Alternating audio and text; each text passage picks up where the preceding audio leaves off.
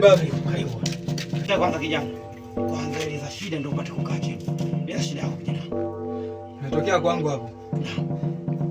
Kuna mtu ameniibia mahindi yangu. Hapa hivi?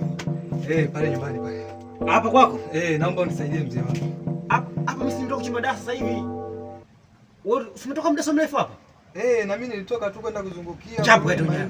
Kalete unyayo wake chapu, angalia alikopita mule. Lete chapu hapa tufanye kazi. Nenda chapu. Nenda chapu. Lete hivyo vitu.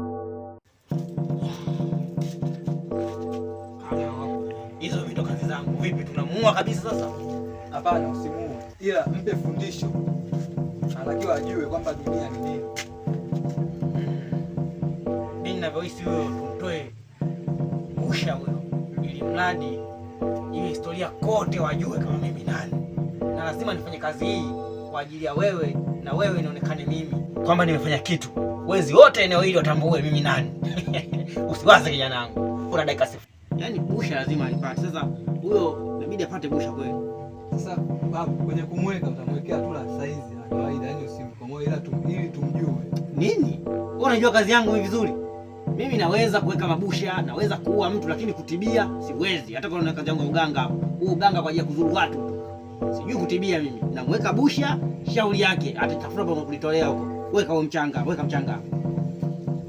Mwambie wewe Ndumango mkono wako huo. Mwite wewe Ndumango mkono wako huo. Wewe Ndumango mkono wako huo. Yule alopita pale.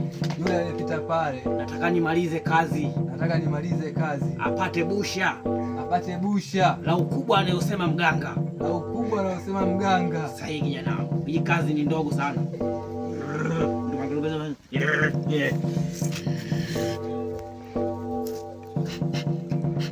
Sasa kitu kinakwenda kukaa sawa mjomba.